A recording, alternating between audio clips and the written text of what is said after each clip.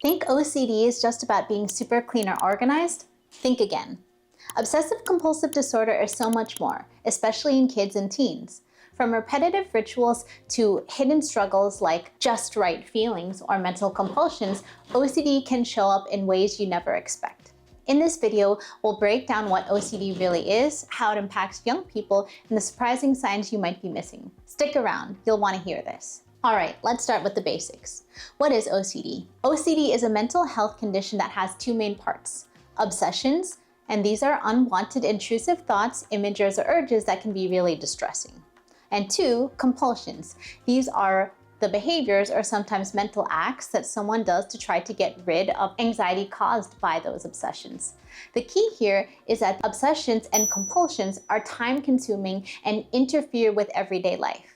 We're not just talking about someone who is checking their work or liking things neat. We're talking about a cycle that is hard to break and can become very overwhelming. For example, a kid might have an obsessive fear of getting sick. To deal with that anxiety, they might wash their hands over and over. They might even get to the point where the skin becomes red and irritated. Or a teen might feel the need to constantly recheck their work to make sure it is just right, spending hours erasing and rewriting. These behaviors go beyond just regular habits and can really affect their ability to function at home or at school. OCD in kids and teens can look a little different than how it does in adults.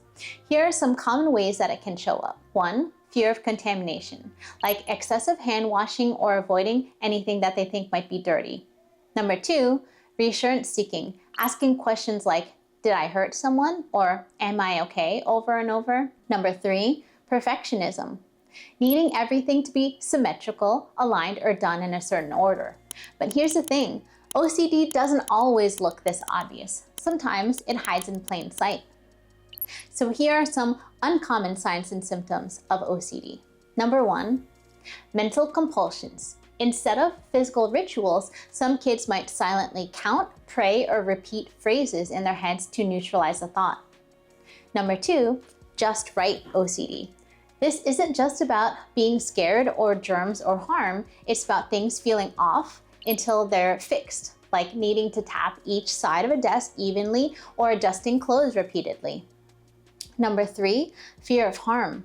They might avoid certain activities or objects like scissors or sports because they're afraid of accidentally hurting themselves or others. Number 4, sensory issues. Sometimes kids with OCD are hyper aware of how things feel, like the texture of clothes or the way food is arranged on a plate. This can cause distress when they are not liking how things are arranged on a plate or the texture of their clothes. It's important to remember that OCD isn't just a quirk or a phase. For kids and teens, it can cause a lot of stress even if they don't talk about it, and it's not something they can just stop. That's why recognizing these signs early are so crucial. So what to do if you suspect OCD? If you're seeing some of these patterns in your child or even yourself, here's what you can do. 1, observe and take notes. Keep track of what behaviors you're noticing and when they happen. Number 2, get professional help. OCD is treatable. CBT or cognitive behavioral therapy, specifically a type called exposure and response prevention, is an incredibly effective treatment for OCD. Sometimes a medication can also be part of the treatment plan. I have seen OCD be treated very effectively with ERP myself, and it is my first-line treatment recommendation for patients within my clinic. Number 3, be patient and supportive. Let your child know that they're not alone and these feelings don't define them. Encourage them, but don't pressure them to stop their rituals. That can actually make anxiety worse.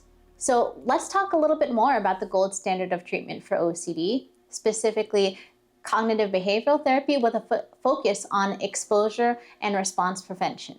So what is ERP? ERP is all about facing fears and resisting the urge to engage in compulsions. For example, if someone has a fear of germs and compulsively washes their hands, ERP might involve gradually touching a doorknob and then not washing their hands afterwards. It's done in a safe, controlled way with a therapist. Why does it work? It retrains the brain to tolerate uncertainty and reduce the anxiety caused by obsessions. Over time, compulsions lose their grip and life becomes more manageable. It's a way to take control of these compulsions and obsessions. Next up, there's medication. For some people, therapy alone might not be enough, and that's okay. Medications can be a helpful addition to treatment. The most common medications for OCD are SSRIs, or selective serotonin reuptake inhibitors, like fluoxetine or Prozac, sertraline or Zoloft, or fluvoxamine or Luvox. SSRIs help by increasing serotonin levels in the brain, which can then reduce the intensity of obsessions and compulsions. Sometimes it takes a bit of a trial and error to find the right medication or dosage, so patience is key. And always talk to your doctor or psychiatrist about potential side effects or concerns. One other caveat that I discuss with my patients and clients specifically is that a lot of times OCD is its own particular beast, and sometimes we will have to be hitting the higher doses of these medicines to see clinical effectiveness. But again, this is something that you'd be talking with your doctor about specifically. Now let's talk about emerging treatments that are showing promise. Number one is TMS, or transmagnetic cranial stimulation.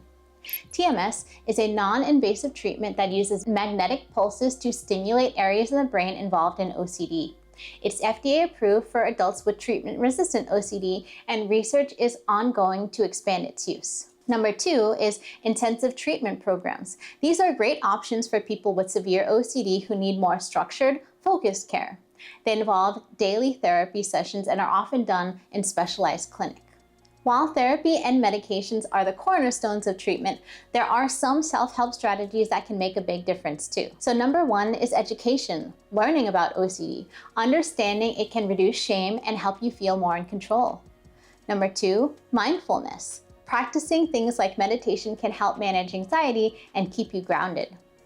Number three, healthy habits. Sleep, exercise, and nutrition all play a role in mental health. And remember, self-help isn't a replacement for professional treatment, it's a supplement. One thing I always tell my patients is that OCD is treatable, but it takes time and effort.